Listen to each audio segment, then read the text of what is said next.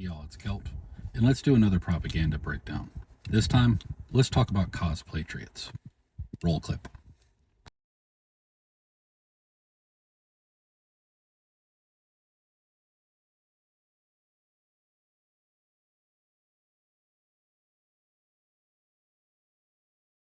So since I cross-post my videos across multiple platforms, I had to mute their clip.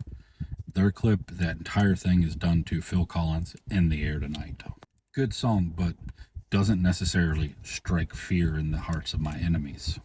Granted, a large portion of GWAT Convoy playlists had a lot of Britney Spears and Michael Jackson on them.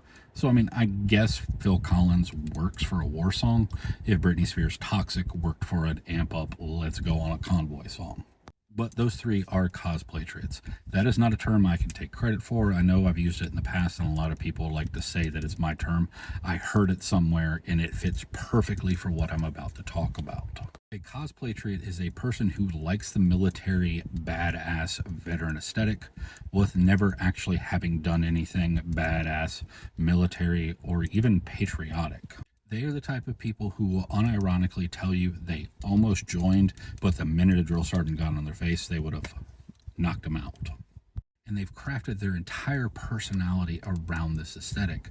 They've taken the cringiest parts of military and veteran humor and made it their life. Now, I don't know who the people on the sides are, but the guy in the middle is a MAGA rapper. His first name's Kurt. He goes by some stupid name, something below, and he's never served in the military in his life, as far as I can tell. In fact, he went to a private prep school, but he tries to play this backwoods country boy gangster that will mess you up if you're Iranian, and he'll do it to Phil Collins. The ultimate irony is he's close to my age. I'm 42. I think he's like 38. For the majority of our lives, America has been at war. If he wants to fight and kill people and mess people up, he's had over 20 years of war since he has been an adult that he could have signed up and done so. In the 90s, while we were both too young, there was Desert Storm, but the global war on terror, the GWAT, started in 2001 when we invaded Afghanistan. It didn't end until 2021, meaning we had been at war for 20 full years. And at no point did he sit in that chair in the recruiter's office, sign the dotted line, or put his feet on the yellow footprints. And here's the thing, he doesn't even know what I mean by the yellow footprints. This entire brand of cringe was born out of the fact that during GWAT, you had a ton of veterans coming out and starting really bad coffee companies or really bad t-shirt companies and advertising them with girls in bikinis and fully automatics. These people saw veterans coming home and being successful in business, presenting this hyper-masculine image, and they wanted that, but they never wanted to sign that dotted line. Now that you know what a Cosplaytriot is, you're probably wondering, Kelt, how is this propaganda? It's just some incel dude being cringe online. And for some of the times, you're exactly right. A lot of times that you see a Cosplaytriot online, it's just some dude being cringe. He's trying to get some status points with his circle of friends. He's trying to make a name for himself, and he's trying to pretend to be a badass. But people like Kurt and others, such as Tom McDonald, Adam Calhoun, have created this entire Cosplaytriot persona and a loyalty to Trump as the main drive of their career.